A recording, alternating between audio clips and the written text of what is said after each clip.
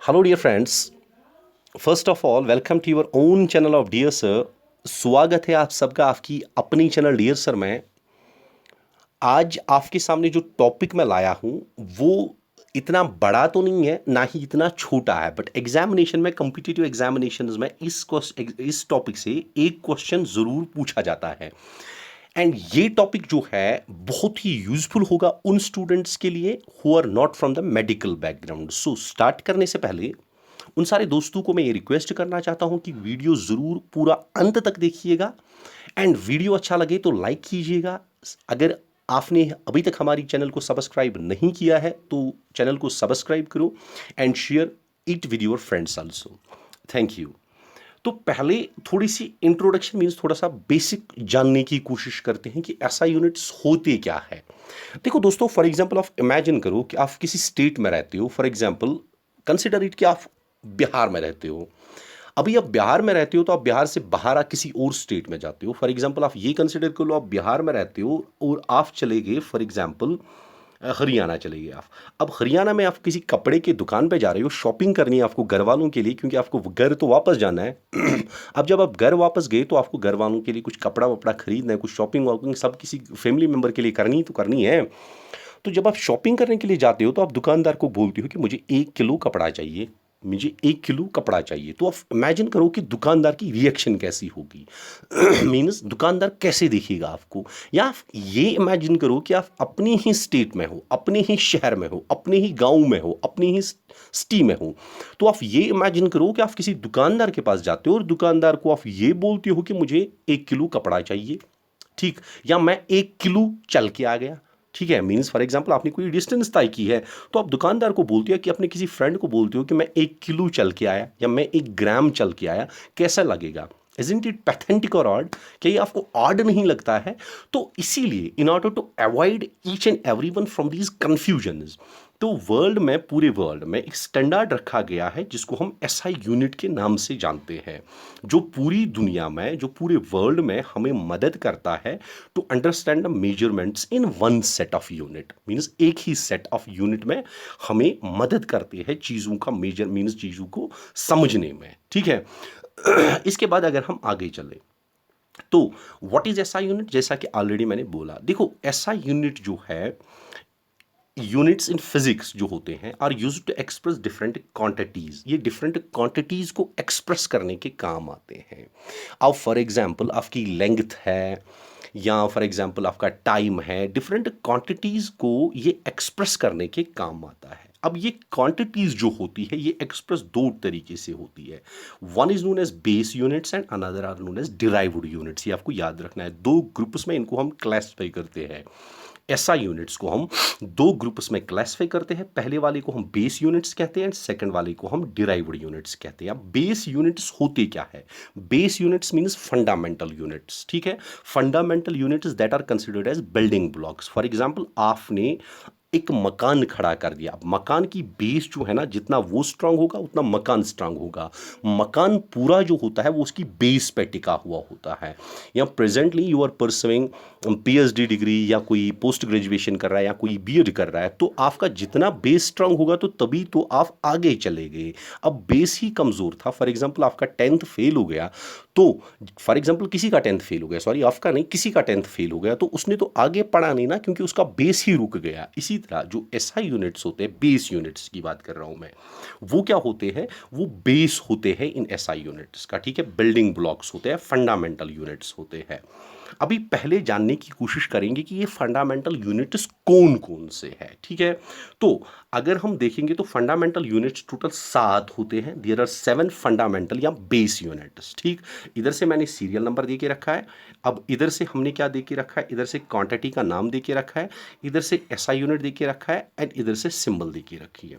पहला देखो length. Length का जो एसआई है वो मीटर है एंड इसको हम डिनोट करते हैं एम से। इसी तरह मास किलोग्राम एंड इसको डिनोट करते हैं केजी से। टाइम सेकंड और इसको डिनोट करते हैं एस से। इलेक्ट्रिक करंट इसको हम डिनोट करते हैं एम्पियर से। एसआई यूनिट इसका क्या है? एम्पियर, ठीक है। एसआई यूनिट किसका?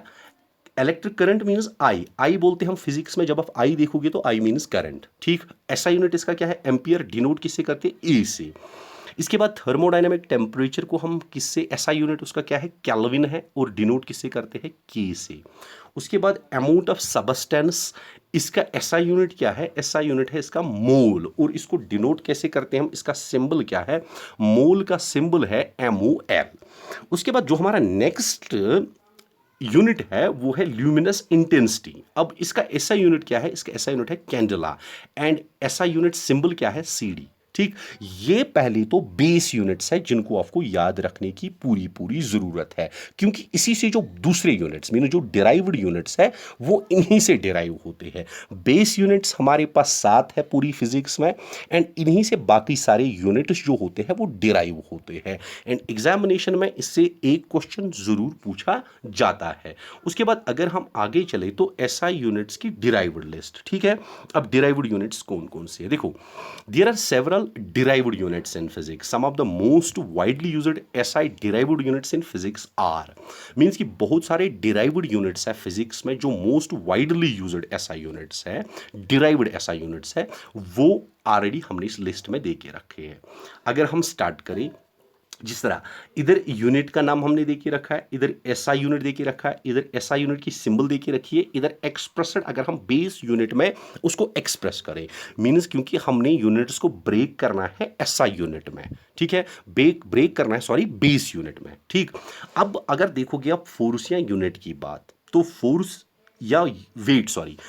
या वेट का एसआई यूनिट क्या है, न्यूटन है, सिंबल क्या है इसकी, एन। ठीक है, अब एक्सप्रेस अगर हम इसको बेस यूनिट में करें तो वो क्या होता है, वो होता है किलोग्राम मीटर पर सेकंड स्क्वायर। ठीक है, अब इसको मैं समझाने की कोशिश करता हूं, आपको जनरली आपको ऐसे याद रखना पड़ता है, थोड़ा सा समझाने की कोशिश करता हूं मैं कि ये कैसे आता है।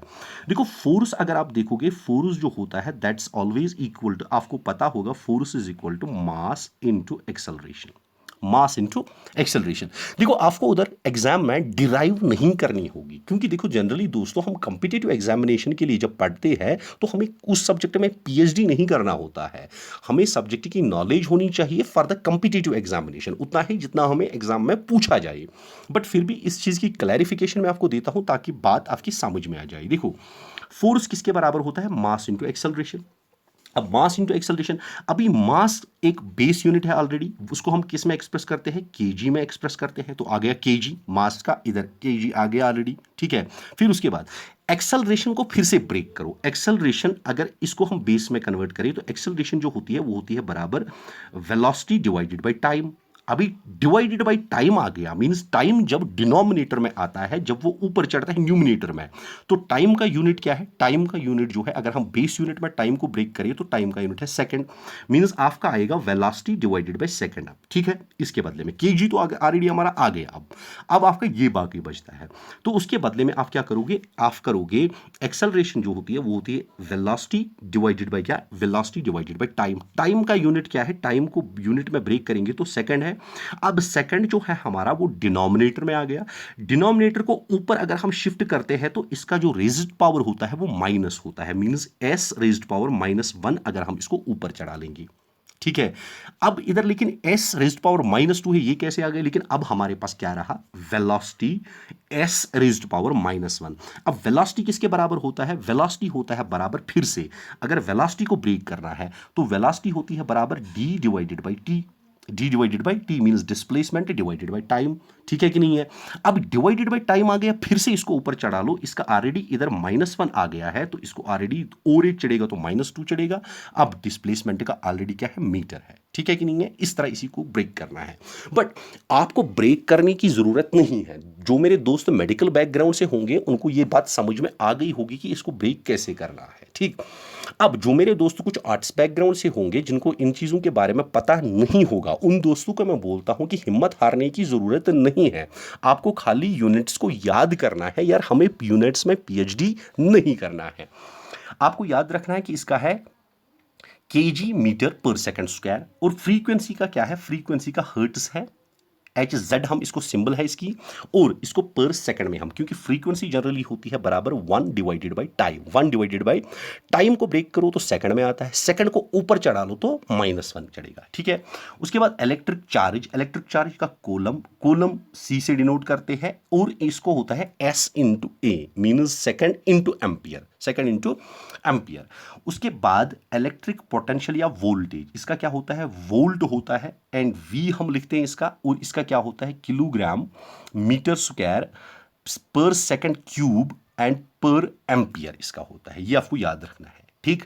उसके बाद इंडक्टेंस जो होता है उसका होता है हेनरी, एच, ठीक है, और इसका जो ऐसा यूनिट है वो है बेस में अगर हम कन्वर्ट करेंगे किलोग्राम मीटर स्क्वायर पर सेकंड स्क्वायर पर एम्पियर स्क्वायर, ये आपको याद रखना है। उसके बाद कैपेसिटेंस जो है उसका है फैराड, ठीक है, एफ से डिनोट करते हैं हम इसको, एंड उसका क्या है, उसका है पर किलोग्राम पर metre square second raised power 4 and ampere square, ठीक है, ये इसका है। बट आपको मैंने पहले ही बोला आपको इसमें पीएचडी नहीं करनी है मेरे दोस्तों, just you have to note them down, इनको आपको नोट करना है एंड इनको आपको मेमोराइज करना है। आप 2-3 बार इनको याद करो, आपको खुद ही ये याद हो जाएगा। It is just a matter of few minutes, there is no need to get disappointed, यार किसी को याद नहीं होता है, आई नो इट, तो इसमें डिसअपॉइंट होने की जरूरत नहीं है यार, हमसे नहीं होगा, होगा मेरे दोस्तों, पक्का होगा, ठीक है। उसके बाद अगर हम आगे चले, आगे जो है रेजिस्टेंस, इनके मींस सेम लिखा है मैंने, तो इनका क्या है, ओम है, ठीक है। तो इसको डिनोट कैसे करते हैं, इस सिंबल से डिनोट करते हैं, और इसको जब बेस यूनिट्स में हम एक्सप्रेस करते हैं तो केजी मीटर स्क्वायर पर सेकंड क्यूब एंड पर एम्पियर स्क्वायर, ठीक है, ये आपको याद रखना इधर, ठीक। उसके बाद इलेक्ट्रिकल कंडक्टेंस, इसका क्या है, इसका है सेमनस, ठीक है, एस से इसको डिनोट करते हैं, और इसका जो बेस यूनिट है वो ये है, मींस पर केजी पर metre square second cube ampere square, ठीक है, ये हमको याद रखना है। उसके बाद मैग्नेटिक फ्लक्स, मैग्नेटिक फ्लक्स का क्या है, वेबर, ठीक है, डब्ल्यू बी इसकी सिंबल है, एंड इसका क्या है, बेस में अगर हम कन्वर्ट करेंगे इसका है किलोग्राम मीटर स्क्वायर पर सेकंड स्क्वायर पर एम्पियर, ठीक है। उसके बाद मैग्नेटिक फ्लक्स डेंसिटी, देखो मेरे दोस्तों जो ये माइनस होता है ना, मीन्स फॉर एग्जांपल अगर कोई ऐसा मेरा दोस्त है जो मेडिकल बैकग्राउंड से नहीं है, फॉर एग्जांपल अगर आपका है T raised power -1, for example ये मैंने मान लिया, just you have to consider it, ठीक है। अगर फॉर एग्जांपल हमारा है टी रेज्ड पावर -1, तो आपको क्या करना है, for example S raised power -1 हम करते हैं, एस रेज्ड पावर -1, तो इसका मतलब होता है 1 डिवाइडेड बाय एस। अगर डिनोमिनेटर मींस डिवाइड में हमारा एस होता है, अगर हम उसको ऊपर चढ़ा ले तो उसको एस रेज्ड पावर -1 चढ़ता है, ये आपको याद रखना है, तो उसी को हम बोलते हैं पर सेकंड, फिर ठीक, ये आपको याद रखना है। उसके बाद अगर हम आगे चले तो मैग्नेटिक फ्लक्स डेंसिटी, इसका क्या आता है, इसका आता है टेस्ला, टी से डिनोट करते हैं हम, और ऐसा यूनिट इधर दिया हुआ है अगर हम बेस में इसको एक्सप्रेस करें।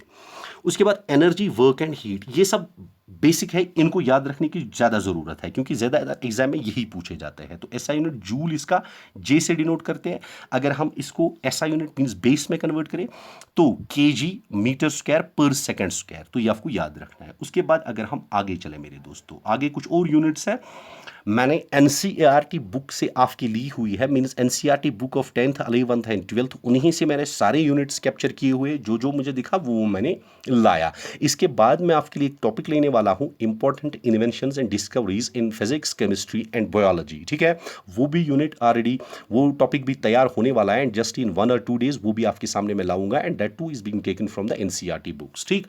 उसके बाद नेक्स्ट जो हमारा है वो है पावर, रेडियंट फ्लक्स, ठीक, उसका क्या होता है, वाट होता है, एंड डब्ल्यू इसका सिंबल है, एंड अगर हम इसको इसमें एक्सप्रेस करें बेस यूनिट में तो किलोग्राम मीटर स्क्वायर पर सेकंड क्यूब, ठीक।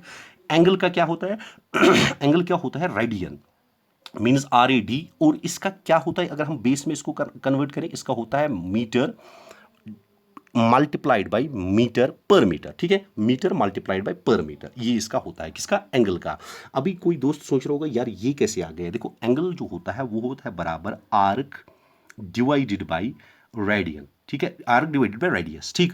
अब आर्क लेंथ है, रेडियस लेंथ है, लेंथ डिवाइडेड बाई लेंथ, इस लेंथ को ऊपर चढ़ा लो तो लेंथ रेज्ड पावर -1, अब लेंथ का आता है मीटर, मीन्स इसका मीटर आएगा और इसका क्या आएगा, मीटर पर मीटर, ठीक है, मीन्स मीटर रेज्ड पावर -1।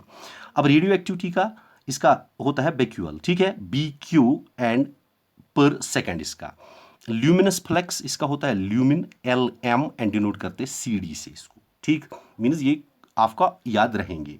उसके बाद इन यूनिट्स के बगैर अपार्ट फ्रॉम दीज यूनिट्स कुछ एडिशनल यूनिट्स भी है, फॉर एग्जांपल मोमेंटम, इसको हम लिखते हैं, इसका मीन्स इसको हम डिनोट करते हैं पी से, एंड इसका जो एसआई यूनिट है वो है किलोग्राम मीटर पर सेकंड, और इस ऐसे हम इसको डिनोट करते हैं।